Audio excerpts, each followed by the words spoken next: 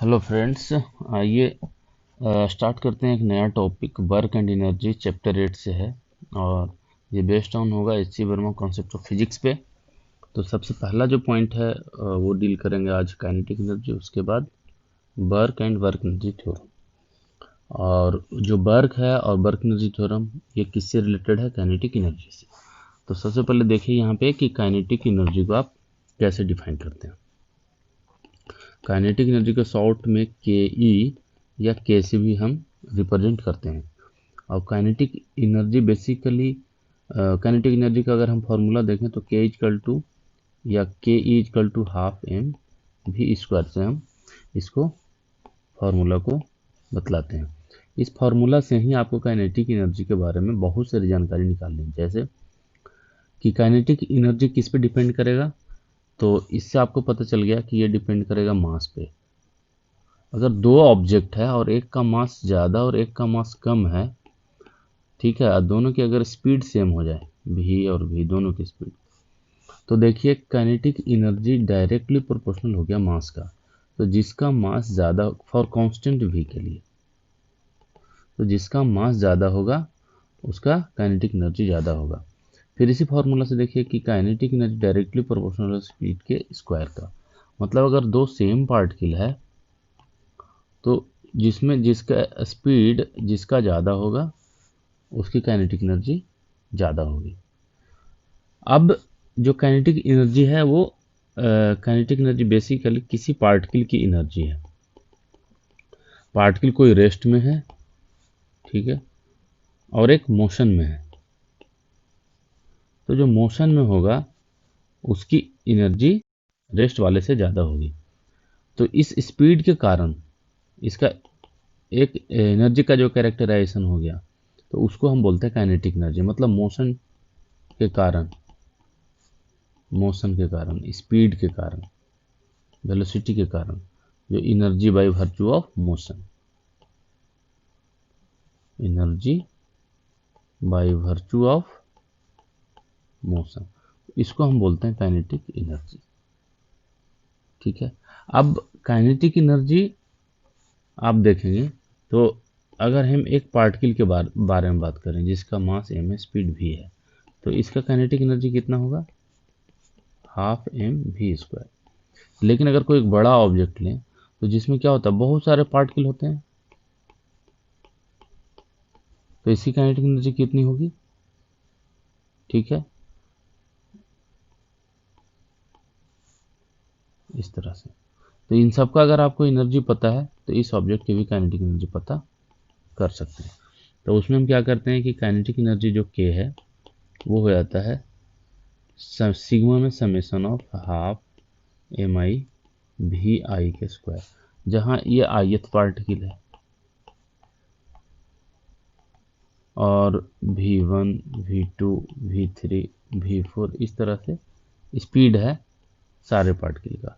तो इनका समेशन से आप टोटल एनर्जी पता कर सकते हैं। ठीक है। काइनेटिक एनर्जी काइनेटिक एनर्जी क्या हो सकता है? इंक्रीज कर सकता है, डिक्रीज कर सकता है, और डिपेंड करेगा स्पीड के राइज और फॉल होने पे। अब हम किसी पार्टिकल को ऑब्जर्व करते हैं जिसकी स्पीड v है, मास m है, तो उसकी काइनेटिक एनर्जी कितना हो जाएगा? Half m v square. लेकिन ये काइनेटिक एनर्जी हमेशा ये कांस्टेंट रहेगा। तो काइनेटिक एनर्जी चेंज कैसे होगा? चेंज इन काइनेटिक एनर्जी ये होगा जब v चेंज होगा, स्पीड या वेलोसिटी चेंज होगा। और स्पीड और वेलोसिटी कब चेंज होगा? जब उस पर आप कोई एक्सटर्नल फोर्स अप्लाई करें। एक्सटर्नल फोर्स एफ अप्लाई करें, और ये एफ भी क्या होगा? Net external force.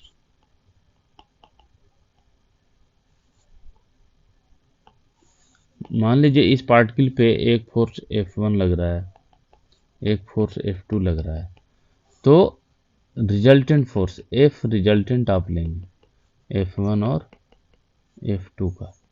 तो ये जो रिजल्टेंट फोर्स आएगा उसके कारण जो स्पीड में चेंज आएगा, तब हम change in kinetic energy delta के ई पता करेंगे।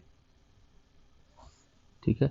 तो काइनेटिक एनर्जी चेंज तभी होगा। अब इसमें एक इम्पोर्टेंट देखिए कि जैसे हम सर्कुलर मोशन की बात करते थे, तो सर्कुलर मोशन में क्या देखते थे हम कि सर्कुलर मोशन में देखिए आपने किसी स्टोन को थ्रेड से बांध दिया तो क्या होता था, इसमें थ्रेड जो है टेंशन टुवर्ड्स सेंटर लगाता था और इस पार्टिकल का स्पीड भी हुआ था टेंजेंशियल। तो अब क्या है, यहाँ पे जो फोर्स लग रहा है टेंशन, वो इस पार्टिकल के स्पीड में कोई चेंज नहीं कर पा रहा। क्यों? क्योंकि 90 डिग्री पे है, तो इस टेंशन का इधर कोई भी कंपोनेंट नहीं होगा, कोई टेंजेंशियल कंपोनेंट नहीं मिलेगा। तो सर्कुलर मोशन में अगर पार्टिकल यूनिफॉर्म स्पीड से मोशन कर रहा है तो उसकी जो काइनेटिक एनर्जी है वो बराबर होगी। यहाँ पे काइनेटिक एनर्जी कितना हो गया, हाफ एम वी स्क्वायर। यहाँ भी कितना होगा, हाफ एम वी स्क्वायर, जबकि यहाँ पे फोर्स अप्लाई हो रहा है। तो खास बात क्या है कि इफ एफ रिजल्टेंट या एफ परपेंडिकुलर टू भी हो जाए then change in kinetic energy zero. Kinetic energy में कोई चेंज नहीं होगा। इसका मतलब कि के क्या होगा, कांस्टेंट, जो इनिशियली था वही रहेगा। ये सर्कुलर मोशन का एक एग्जांपल है, इसको आप ध्यान रखिएगा। अब हम देखते हैं कि K is equal to half m v square, यही है काइनेटिक एनर्जी का डिफिनीशन। अगर इसको डिफ्रेंशिएट करें टाइम के साथ तो हम क्या लिखेंगे, d K by d T. तो ये हो जाएगा हाफ एम और d y by d t of v square, यही लिखेंगे। तो आपको आएगा d K upon d t half m. अब वी स्क्वायर का कितना हो जाएगा, 2v और d v by d T.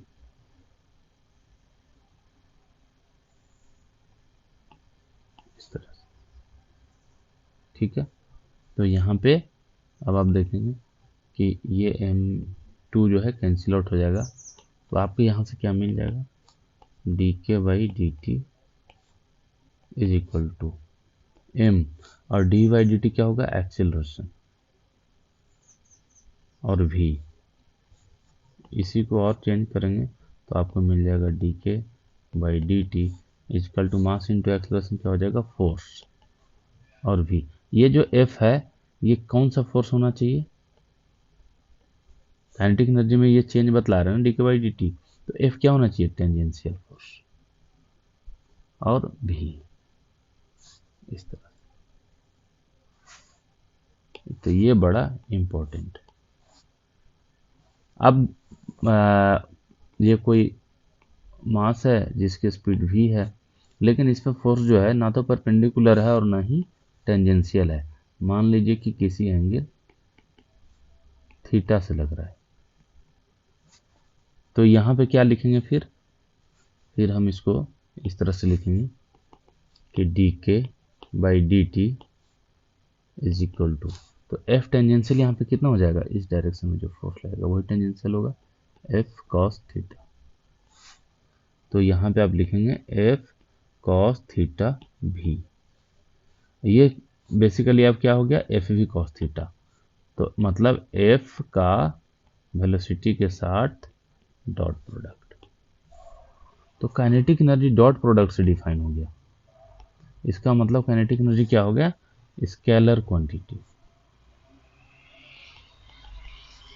ठीक है। तो आपको ये बहुत ही इंपॉर्टेंट जो है फॉर्मूला यहाँ पे याद रखना है कि d K by d t क्या होगा, एफ डॉट वी से। कहीं कहीं न्यूमेरिकल्स में डायरेक्टली यही दिया रहता है, एफ और वी। तो डॉट प्रोडक्ट निकालें तो आपको rate change in kinetic energy निकल जाएगा। टाइम ड्यूरेशन दिया रहेगा कि इस टाइम ड्यूरेशन में कितना चेंज हुआ, तो डी टी से मल्टीप्लाई हो जाए। तो ये बहुत ही इंपॉर्टेंट फॉर्मूला है, इसको हर हाल में याद रखिएगा। आपको समझ में आना चाहिए कि ये डेराइव कैसे हुआ, इसका डेरिवेशन किस तरह से हुआ। अब इसके बाद हमारा जो नेक्स्ट टॉपिक है काइनेटिक एनर्जी का, लगभग यहाँ पे आपको सारा कवर हो गया कि काइनेटिक एनर्जी में किस तरह से चेंज आएगा। अब हम यहाँ पे देखते हैं वर्क। तो वर्क का डिफिनीशन क्या है, तो वर्क का जो डिफिनीशन है वो है W is equal to F dot d r से। ये इसकी डिफिनेशन है। जबकि आप लोग सबसे फर्स्ट टाइम जब पढ़ते हैं तो हम लोग क्या पढ़ते हैं कि work done is the ability of doing ability of doing any work is called work done, इस तरह से। तो ये जो वर्क का फॉर्मूला है एफ डॉट डी आर, जिसे काइनेटिक एनर्जी का हाफ एम स्क्वायर था, तो इस एफ डॉट डी आर को आप देखेंगे तो देखिए क्या होगा। ये फार्मूला आया कहाँ से, तो हम इसी फार्मूला को फिर लेके चलते हैं कि d K by d t is equal to F dot v. यहाँ तक ठीक है। अब एफ डॉट वी को हम क्या लिख सकते हैं, एफ, अब वेलोसिटी क्या होता है, D R upon d T होता है। अब ये डी टी जो है कैंसिल आउट हो जाएगा, तो हमारे पास क्या मिल जाएगा, हमारे पास मिलेगा d K is equal to F dot d r. और एफ डॉट डी आर को क्या बोला गया, वर्क डन। इसका मतलब क्या हो गया कि work done W is equal to d K, इसको डी डब्ल्यू बोलेंगे डी आर के लिए, ये हो जाएगा डी डब्ल्यू। तो d W is equal to d K. तो इसका मतलब अगर टोटल वर्क डन पता करना हो तो इसको आप क्या करेंगे, इंटीग्रेट करेंगे बोथ साइड। तो डी डब्ल्यू का डब्ल्यू और डी के, काइनेटिक एनर्जी के वन से के टू बोल देंगे, तो आपको मिल जाएगा W is equal to K two minus K one, W is equal to K two minus K one. यहां से आपको यह पता चल गया कि जो चेंज इन काइनेटिक एनर्जी है वही क्या कहलाता है, वर्क डन। अब इसको थोड़ा समझिए कि एक पार्टिकल था एम मास का, जिसका स्पीड कितना था v1। कुछ समय बाद अगर यहाँ स्पीड से भी नहीं चले तो हम यहाँ बोलते हैं k1 इसकी काइनेटिक एनर्जी है। जब हमने सबसे फर्स्ट टाइम इसको देखा तो इसकी काइनेटिक एनर्जी कितना था, t1 समय पे k1। कुछ समय बाद इस पार्टिकल का जो एनर्जी है वो हो गया k2, काइनेटिक एनर्जी k2 हो गया। तो एनर्जी में जो चेंज आया अपने आप तो आएगा नहीं, इसका मतलब इसमें क्या हुआ, वर्क डन हुआ है, तभी इसकी काइनेटिक एनर्जी k1 से k2 राइज कर गया या फॉल कर गया। तो जो चेंज, अगर आपको यहाँ की काइनेटिक एनर्जी पता है फिर ये वाला काइनेटिक एनर्जी पता है, तो दोनों का जब डिफरेंस आप करेंगे तो जो एनर्जी एक्स्ट्रा हुआ वही कहलाएगा वर्क डन। और इसी को हम लोग बोलते हैं work energy theorem. Work energy theorem क्या कहता है कि work done by all the external या resultant forces, external oblique resultant forces is equal to change in kinetic energy. यही है वर्क एनर्जी थ्योरम। इसी फॉर्मूला से वर्क एनर्जी थ्योरम को हम बता सकते हैं, वर्क एनर्जी थ्योरम यही है। अब इन सब चीज़ों को अगर आप समझ कर रखेंगे तो न्यूमेरिकल इसमें ऑब्जेक्टिव बहुत सारे बनेंगे और सब्जेक्टिव क्वेश्चन भी न्यूमेरिकल्स वगैरह अच्छे से सोल्व कर पाएंगे। तो आइए अब पावर के बारे में बात कर लेते हैं कि पावर किसको बोले। तो पावर होता है rate of change of work, rate of change of work P is equal to W by d t से हम लोग डिफाइन करते हैं।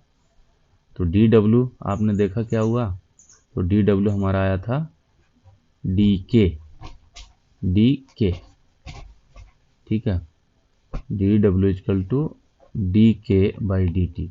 और d K by d t आपको क्या आया था, सारे फॉर्मूले एक दूसरे से रिलेटेड हैं। देखिए डी के का हम वैल्यू यहाँ से लिखें तो D K by d T F T भी, D K by d T कितना है, एफ टेंजेंशियल और वी, ये आया था, ठीक।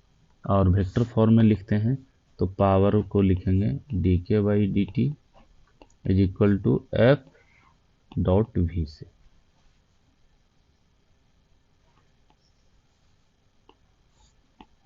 ये यहाँ पे हो जाएगा टेंजेंशियल फोर्स और यहाँ पे ये हो जाएगा रिजल्टेंट फोर्स। तो इसमें ध्यान रखिए, ये रिजल्टेंट फोर्स। पावर का यूनिट क्या होता है? वाट। और एनर्जी का या वर्क डन का? जूल। तो जूल पर सेकंड जो हुआ, यही रेट चेंज ऑफ एनर्जी हुआ, काइनेटिक एनर्जी, इसी को बोलेंगे वाट। ठीक है, नेक्स्ट लेसन में मिलेंगे वर्क और एनर्जी से रिलेटेड आगे के पॉइंट्स पे। तो हमारे चैनल को सब्सक्राइब कीजिए, शेयर कीजिए, और आपके कोई कमेंट्स हो तो भेज सकते हैं, कोई क्वेश्चन हो तो भेज सकते हैं। Thank you.